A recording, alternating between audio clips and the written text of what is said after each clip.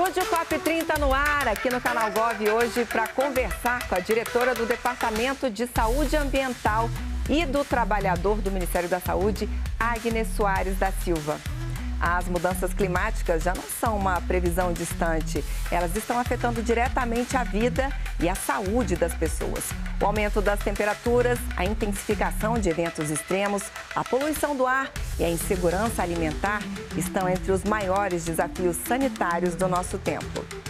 No Estúdio COP30 de hoje, vamos discutir como o clima e a saúde estão profundamente conectados e por que políticas públicas ambientais também são tão importantes. Você, como sempre, é nosso convidado. Estúdio COP30 começa agora.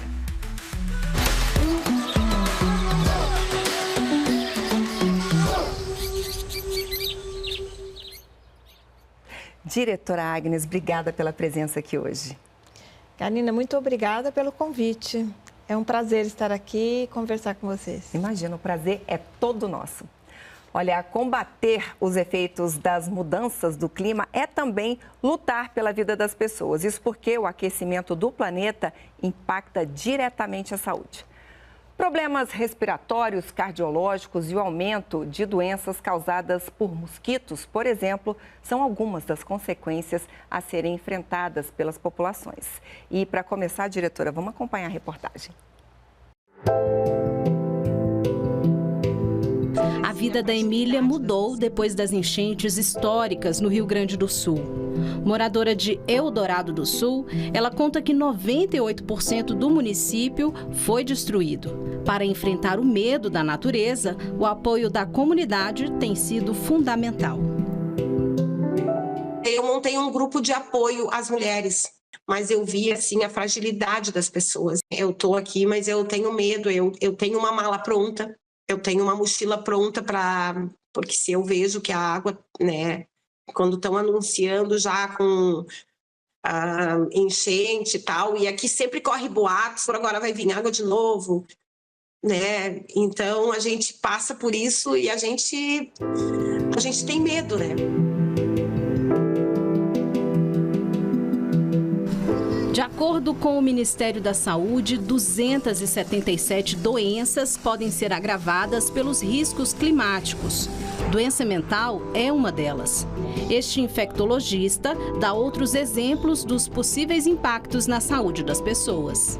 Como observamos chuvas abundantes, o que é que ocorre? Temos uma maior proliferação do mosquito, áreas vão aumentando com essa proliferação e temos mais casos, por exemplo, de dengue, zika, chikungunya, quem tem previamente asma, bronquite, de exacerbar essas doenças. Diante da emergência climática vivida no planeta, líderes globais e especialistas vão se reunir em Belém, no Pará, durante a COP30 para construir políticas de adaptação do setor da saúde.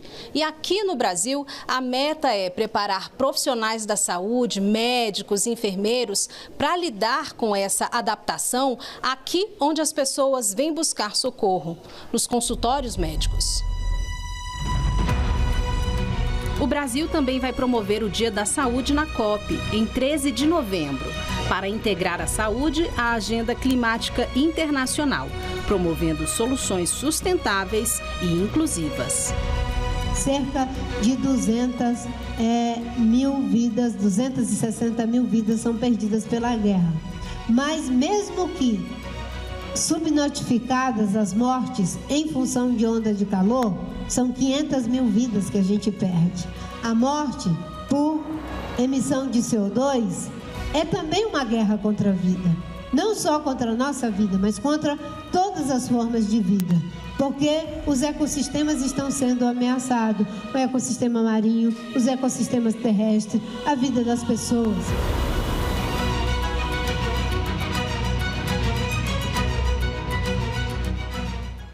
Aí, mudança do clima e saúde tem tudo a ver, né? Como a gente viu aí na reportagem, né, diretora?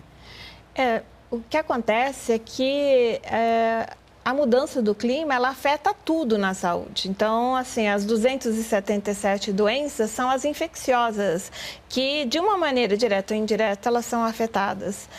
Acho que todos pensam em dengue e outras, mas na verdade todas as doenças são afetadas pelas mudanças do clima, seja pelas ondas de calor, pelos extremos, né, de chuva, de seca. Elas afetam profundamente todo o sistema e todas as doenças podem ter, né, ter um impacto significativo, assim, que é preciso considerar na adaptação. Com certeza. E um aspecto que eu achei bastante curioso é que, apesar dessa relação de mudança do clima e saúde hoje, para nós ser muito evidente, saúde só entrou na programação da COP lá em Dubai, a partir da COP 28. Quer dizer, é muito recente, né? A entrada da saúde nessa programação, né? A gente começar a falar ali com mais força de saúde e mudança do clima.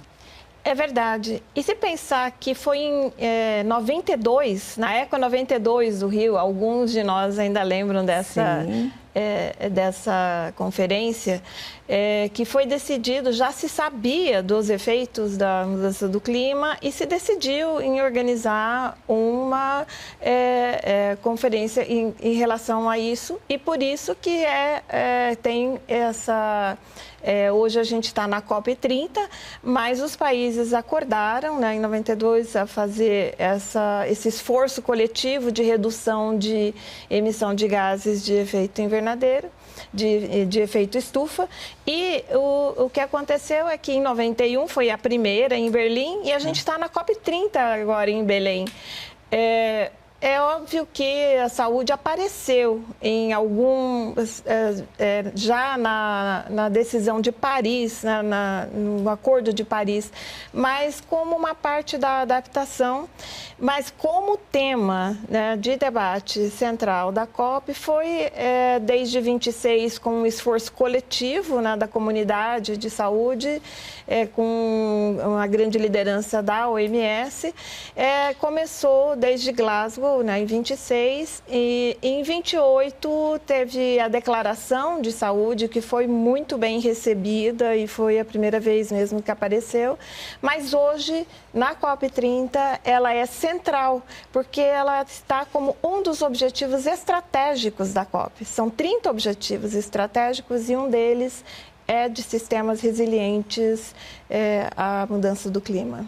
Pois é, e falando nisso, falando em objetivo estratégico, para Belém, a gente vai ter um plano, né, um plano de saúde, plano de ação para a saúde que vai ser apresentado em Belém. Queria que a senhora falasse um pouco para a gente sobre esse plano. O que esse plano traz? Então, o que tem de novidade nesse plano é de trazer essa ideia de organizar a ação de todo o setor saúde para acelerar soluções nesse setor. Então, nesse sentido, ele nasce da experiência do Brasil com a construção do SUS e com o nosso Adapta SUS, que é a proposta do Brasil para se adaptar às mudanças do clima na área da saúde. Mas, no mundo inteiro, tem organizações diferentes, e nem todos os países têm um sistema único tão forte quanto o nosso. Aliás, ele é único mesmo. Tem alguns exemplos, né, como a gente sabe na Inglaterra, né, mas como o nosso, desse tamanho, com essa força, ele é único mesmo. E com essa experiência de participação popular, né, em todo o processo, e com essa visão tanto de universalidade quanto de equidade, essa ideia de que não tem como enfrentar as mudanças do clima sem tratar da resiliência de todo o sistema de saúde, é que tem o Plano de Ação de Saúde de Belém. Ele foi construído, ele é uma proposta do Brasil, né, da presidência da COP do Brasil, mas ele foi construído em consulta com outros países, com a academia, com movimentos sociais, e ele é bem simples, eu diria, tem 2 eixos transversais: equidade, saúde e participação social. Então, tem a ver com justiça climática e a questão de trabalhar com evidências para conseguir elaborar todas as propostas de uma maneira científica, mas também com base na realidade de cada país. E tem 3 eixos, né? Que são de trabalhar a questão da vigilância, e aí entra sistemas de alerta precoce, entra toda a preparação e resposta. O segundo é de evidência e também de capacitação, e o outro de inovação, produção e também trabalhar a questão da saúde digital. Com isso, a gente cobre a maioria dos problemas que precisam ser acertados, né? Acho que cobertura universal e a questão da atenção primária, ela é fundamental, mas o que de diferente cada um tem que fazer para se adaptar à mudança do clima? Vai ser bastante importante esse plano, até para inspirar talvez outros países, né, diretora? A gente vai para a nossa primeira pausa. Na volta, a gente continua falando da relação mudança do clima e saúde e de como isso será levado pelo Brasil na COP30. Até já.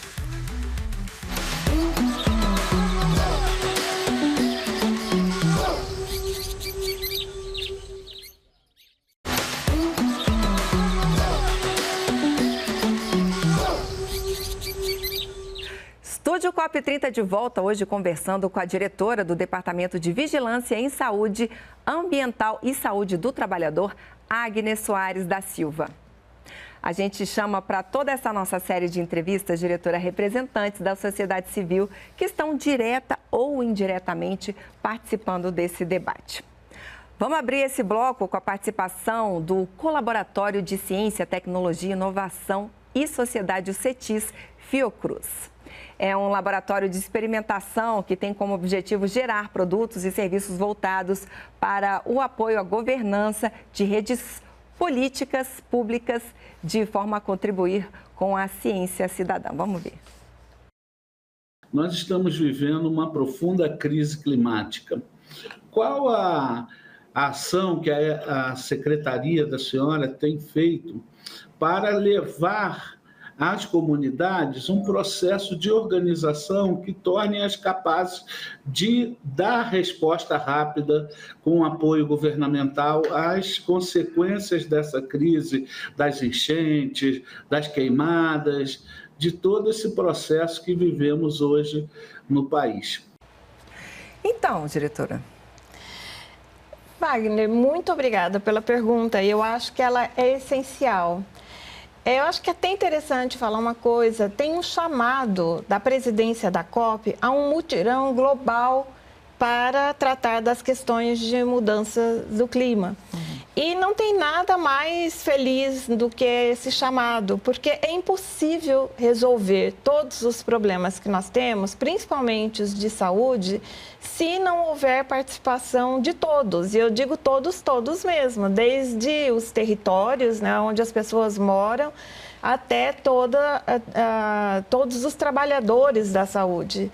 E, particularmente, aqueles que estão na atenção primária, que trabalham ali, os agentes que visitam as casas das pessoas, todos têm que estar conscientes do problema e ajudar na solução. Não existe uma solução única, então é preciso conhecer o seu território. Então, dependendo de onde as coisas estão acontecendo, pode ser que o maior problema seja enchente, em outro pode ser a falta d'água. E, em alguns casos, a dificuldade de acesso a serviços se acrescenta a isso. Então, a solução tem que ter mesmo a participação das comunidades. O Adapta-SUS, que é a proposta, né, que foi feita pelo setor saúde, pelo Ministério da Saúde, dentro do Plano Clima Nacional, trata dessa questão. O que é o Adapta-SUS? O Adapta-SUS é essa proposta de adaptação do setor saúde à mudança do clima. Claro, eu acho que é importante falar uma coisa aqui. Às vezes a gente usa palavras e as pessoas não sabem. Na COP, que é a Conferência das Partes, o que se discute reduzir emissões para não aumentar o aquecimento global ou desacelerar o aquecimento global. A adaptação reconhece o problema e vê como tudo que nós fazemos precisa se adaptar. E aí vai desde a agricultura, todos os setores têm que se adaptar à nova situação. Tipo, o ano passado foi o ano mais quente da história da humanidade. E isso vem num crescendo. Então, tem que ter essa adaptação.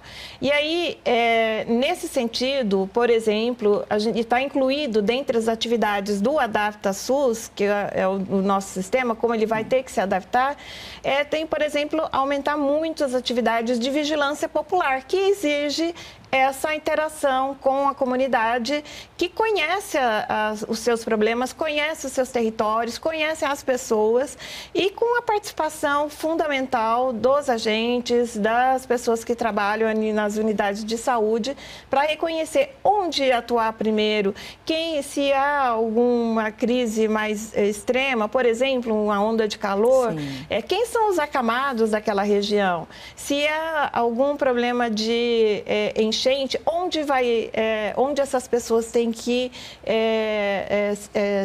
ir até que local para se proteger.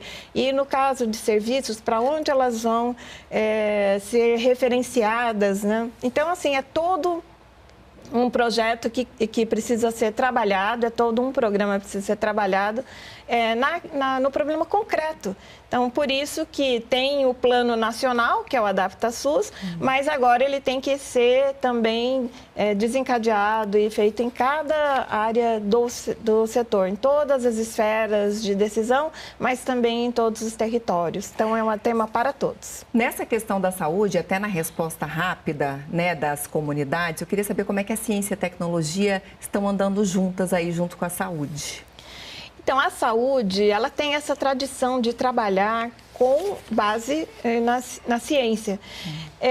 Não é preciso pensar que em cada doença eu preciso saber qual delas está afetada, porque num território, quando uma coisa acontece, ela afeta a todos e como eu disse, a todas as doenças. Então, eu tenho aumento realmente de dengue, pode ter aumento de chikungunya, de zika, pode ter aumento de leptospirose, mas também vai ter a dificuldade do acesso, por exemplo, quem toma insulina todo dia. Então, assim, essas questões todas têm que ser tratadas.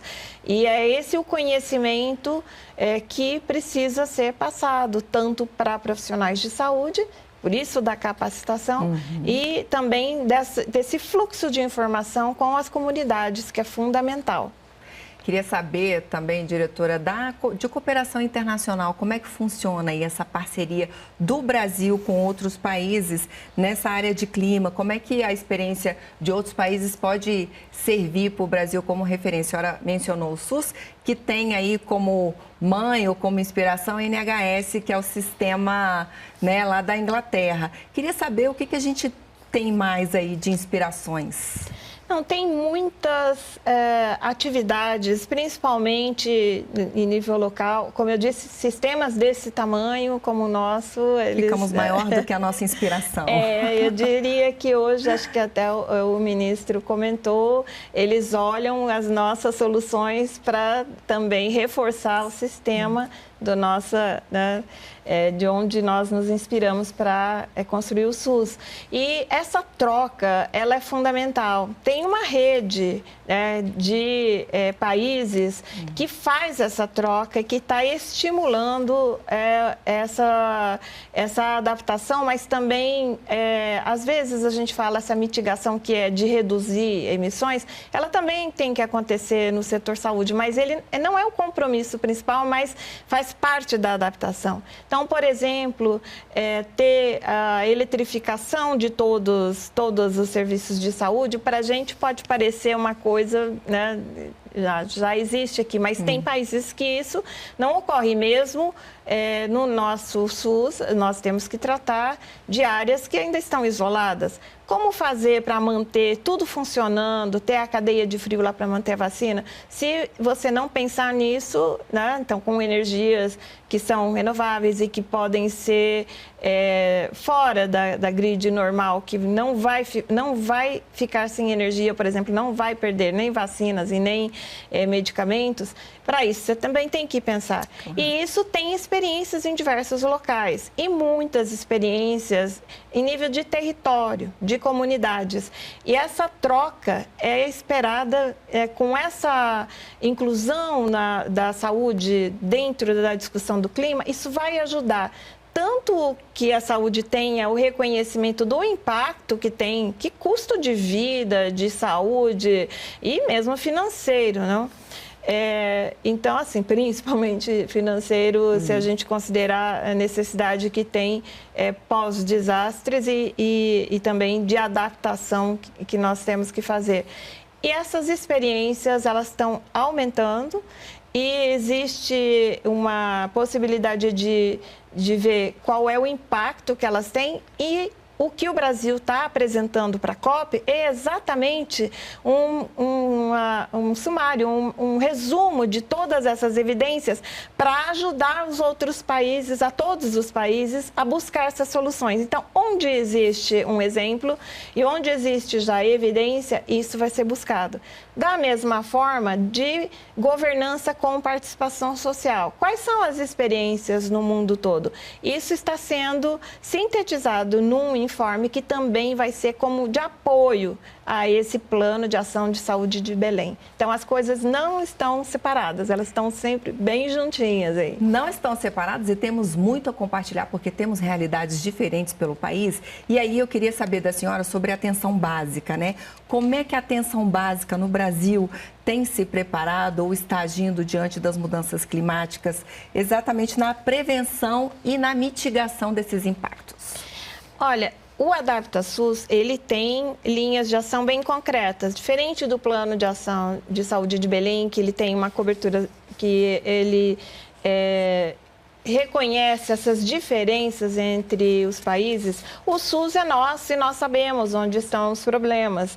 Então, assim, ele também tem um eixo de vigilância em saúde, tem um eixo específico de atenção em saúde, que daí é tanto da atenção primária quanto da atenção especializada, de promoção da saúde e de ciência, tecnologia, inovação e produção. E esses eixos transversais que a gente comenta, eles são tanto de insumos e logística, então isso vale para todos, infraestrutura, financiamento, força de trabalho, gestão da informação e comunicação. Então, a atenção primária, ela é fundamental porque ela é tipo a base do SUS. O começo de tudo. Ela é a raiz de todos os sistemas. Onde não funciona a atenção primária, onde não tem essa entrada, é muito mais difícil que você consiga segurar esse gigante que é um sistema de saúde como o nosso. A gente tem alguma região no país mais vulnerável a riscos sanitários? Como é que a gente divide o Brasil aí nessas preocupações? Existe, o Brasil é muito diverso. E não é só diverso pelas questões geográficas, climáticas.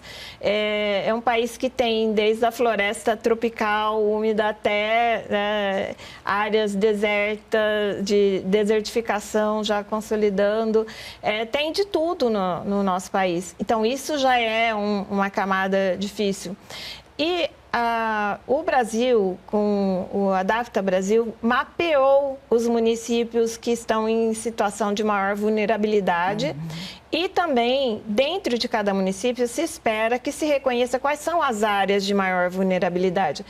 Não é que todos têm que se adaptar, mas essas onde há maior vulnerabilidade, elas têm que ter uma prioridade. Por exemplo, a gente está falando de que regiões? Então, nós temos um atraso em termos, assim, é reconhecido isso, uma diferença que a gente chama de inequidade, porque é uma diferença que ela pode ser eliminada, em cobertura de saneamento, por exemplo. Então, se você já tem um déficit, se você já tem um problema, a mudança climática, ela agrava o problema. Então, a gente costuma dizer que as mudanças do clima é um acelerador de inequidades.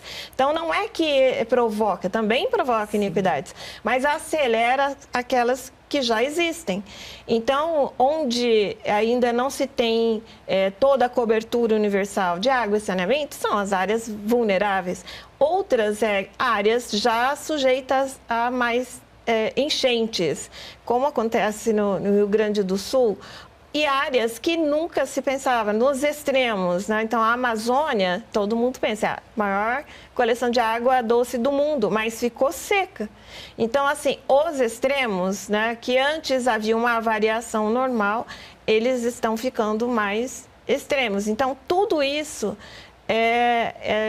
traz vulnerabilidades que têm que ser acessadas, mas também populações isoladas ou populações tradicionais, como os indígenas, quilombolas, ribeirinhos, né, marisqueiros, que dependem da sua vida, dessa relação muito próxima, né, com o ambiente, são sujeitos em situação de maior vulnerabilidade, como as periferias das cidades, as pessoas em situação de rua, mas também os acamados, né? As pessoas que moram sozinhas, que não têm muito acesso a serviços de apoio. Então, tudo isso tem que ser levado em consideração, porque o peso da mudança do clima para essas populações ela é maior. É isso, muito complexo o debate aí entre mudança do clima e saúde. A gente vai para o nosso último intervalo, mas na volta a gente continua a conversar sobre os efeitos das mudanças climáticas na saúde e em como tudo isso estará na Conferência do Clima em novembro em Belém do Pará. Até já!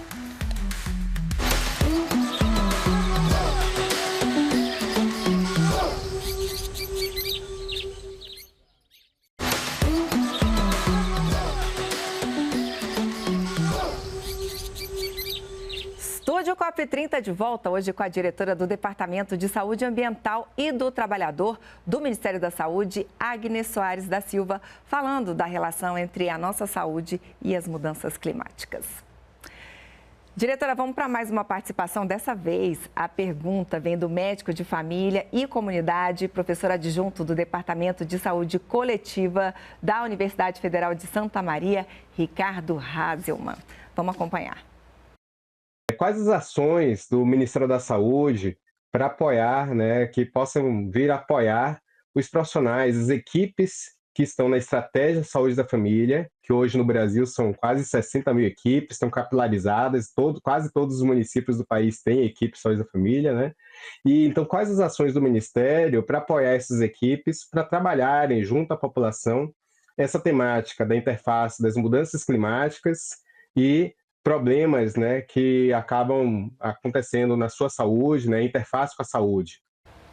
É isso, a equipe da saúde da família que muitas vezes ou quase sempre está de porta em porta, né, diretora?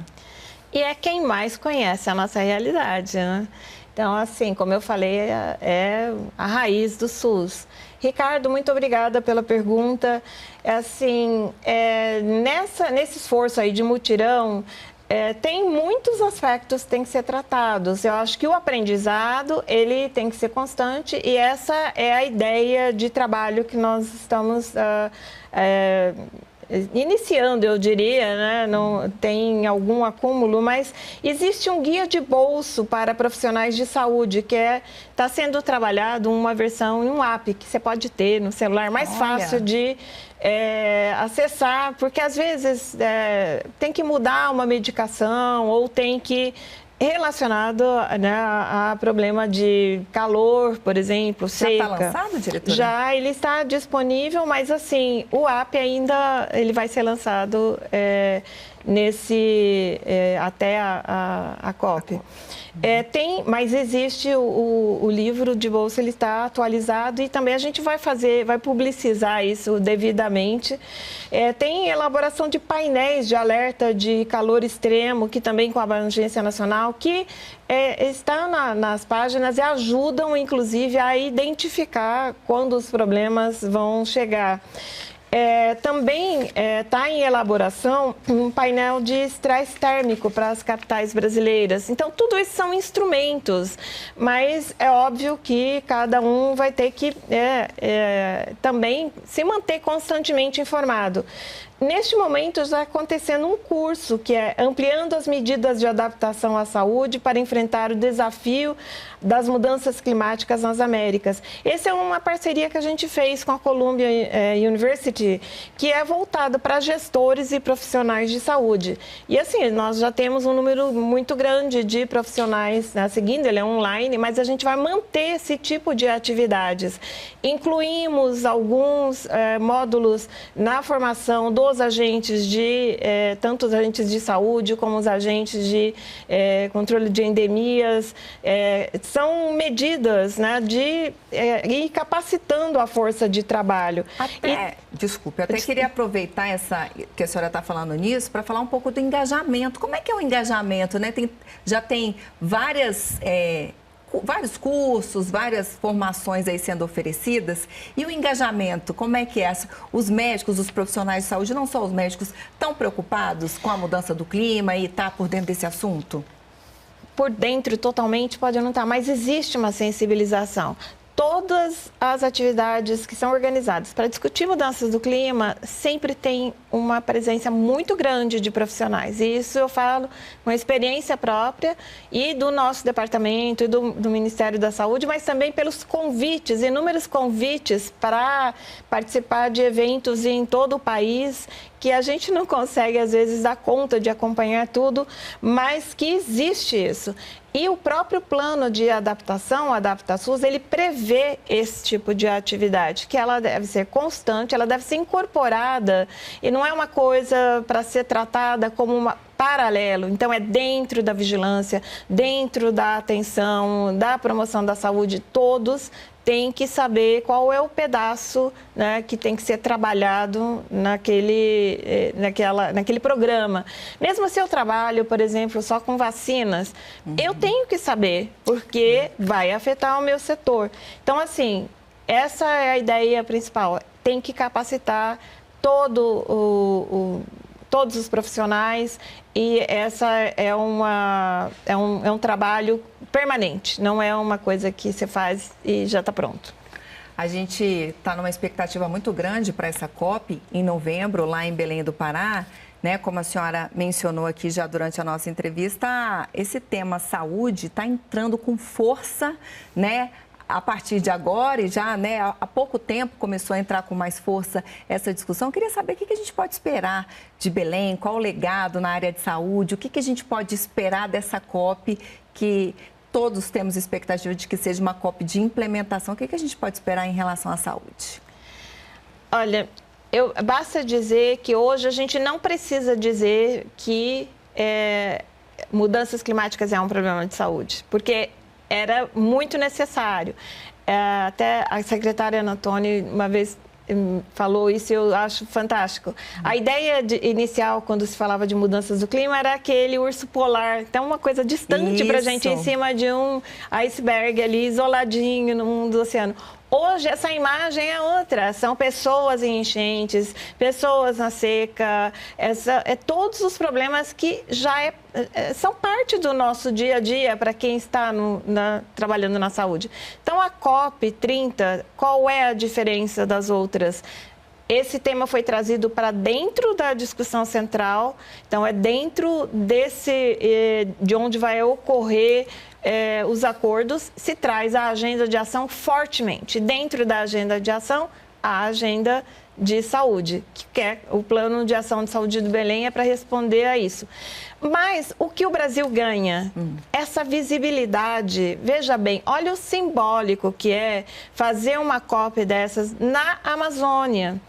E, pela primeira vez, trazendo essa questão humana dentro. Não é a floresta, aquela coisa distante, fora, né, de um contexto. É essa população que vive na Amazônia e que tem feito de tudo para preservar, que é um bem que acumula como um bem global de saúde. Então, isso é essencial. Mas também o Ministério da Saúde tem trabalhado fortemente para que o plano de saúde da Amazônia seja implementado. Ele vai ser entregue, né, durante a COP. E é como fazer com que esse sistema ele acelere as soluções dentro do SUS. Então, muitas das entregas têm a ver com pela visibilidade e para tornar o sistema mais resiliente, mais forte e mais responsivo às necessidades da Amazônia. E aí inclui muita coisa, desde da reorganização ou da estruturação de serviços de atendimento, questão dos barcos para atender comunidades ribeirinhas, mas também, por exemplo, a questão de um plano de tratar a questão do mercúrio, que não é discutido na COP30, mas é um problema da Amazônia. Então, são coisas que vão ser, que se mantêm.